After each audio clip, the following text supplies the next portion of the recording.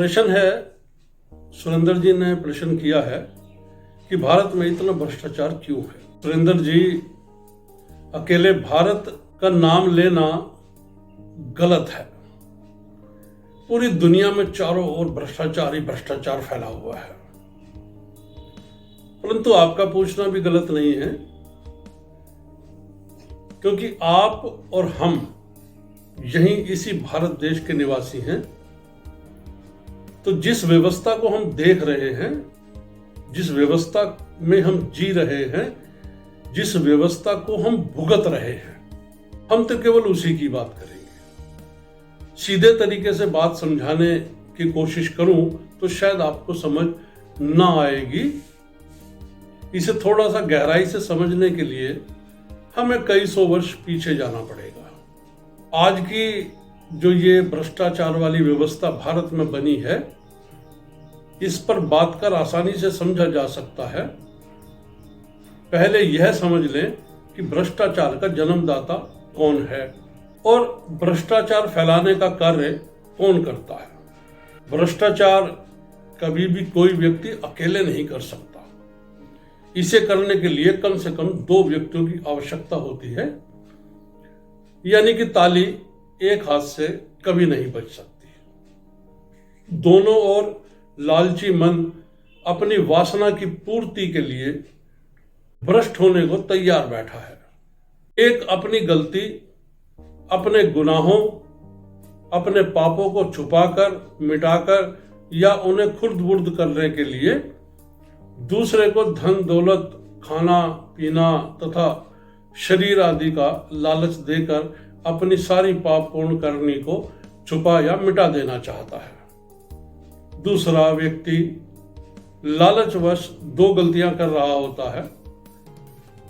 एक तो पहले वाले के गुनाहों को खत्म करने की साजिश में शामिल होना, दूसरा लालच में आकर अपने पद का दुरुपयोग करना। यह स्थिति आज की नहीं है।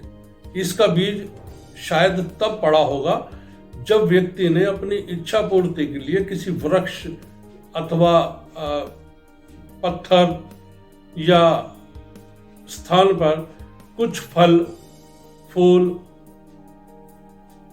या भोजन आदि देकर उस परम शक्ति से प्रार्थना की होगी। फिर धीरे धीरे ऐसी व्यवस्था बनती चली गई कि जब थोड़े से फल फूल आदि चढ़ाकर प्रभु को खुश किया जा सकता है, तो इंसान तो जरूरतें ही बहुत हैं, वासनाएं बहुत हैं, तमन्नाएं बहुत हैं, लालच प्रत्येक के मन में बसा है। फिर उसे लालच देकर कैसे नहीं मनमाफी कार्य करवाया जा सकता। जब राजाओं का समय था, राजाओं का राज था, तब भी तो अधिकारी या कर्मचारी खूब भ्रष्टाचारी होते थे। खुद राजा भी कई बार साहूकारों से धन सहायता लिया करते थे। साहूकार भी कुछ भय के कारण और कुछ राजा संग व्यवहार बढ़ाने के कारण, ताकि भविष्य में जरूरत पड़ने पर राजा से मन माफिक नीतियां बनवाकर अपने हित के कार्य करवाए जा सके, अपने धन को और अधिक बढ़ाया जा सके। तो इसी उद्देश्य से सहायता किया करते थे। दूसरा, समाज में साहूकार चूंकि अकेला राजा को ही धन की सहायता नहीं देता था, आम व्यक्तियों को भी धन की सहायता दी जाती थी और उनसे अच्छा खासा ब्याज या जो मुनाफा है वो कमाया जाता था। तो लोगों पर प्रभाव और भय बन सके, इसलिए भी साहूकार राजा की सहायता किया करते थे। तो राजाओं का समय रहा हो या अंग्रेजों का समय रहा हो या आजादी के बाद से लेकर अभी तक का समय हो, अथवा भविष्य का जितना भी समय होगा, प्रत्येक देश का पूंजीपति और राजनेता, राजनीतिज्ञ हमेशा प्रभावी और भ्रष्टाचारी रहेगा।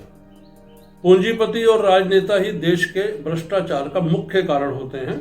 इसे ऐसे भी समझ सकते हैं कि देश में जितनी भी राजनीतिक पार्टियां हैं, उन सभी को पूंजीपति दान स्वरूप या यूं कहो सहयोग स्वरूप धन या अन्य साधन उपलब्ध करवाते हैं। फिर मनचाही और अपने लाभ वाली नीतियां बनवाते हैं।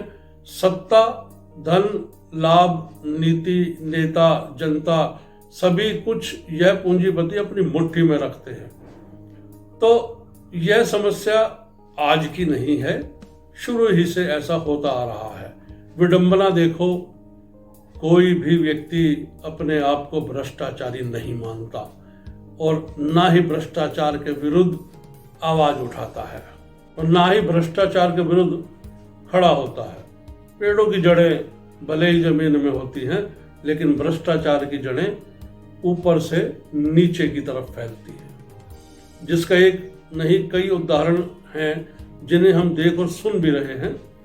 जब भारत में कॉमनवेल्थ गेम हुए थे सन 2010 में, उस समय कुछ केंद्रीय मंत्री, मुख्यमंत्री तथा अन्य कुछ पदाधिकारियों ने लाखों करोड़ रुपए का भ्रष्टाचार किया, गबन किया। कुछ को सजा भी हुई, लेकिन बाद में सभी को निर्दोष साबित कर दिया गया। लाखों करोड़ रुपया पब्लिक का ही गया, जो पब्लिक टैक्स के रूप में सरकारों को दिया करती है। तो यह तो एक हमारे भारत में हुए भ्रष्टाचार का छोटा सा उदाहरण है। कोयला घोटाला, 2G स्पेक्ट्रम घोटाला, ठीक है, और न जाने कितने रोज इतने घोटाले होते हैं जिनका कि हम वर्णन नहीं कर सकते। सिर्फ भ्रष्टाचार के ऊपर हम बात कर सकते हैं और गहराई से सोच सकते हैं।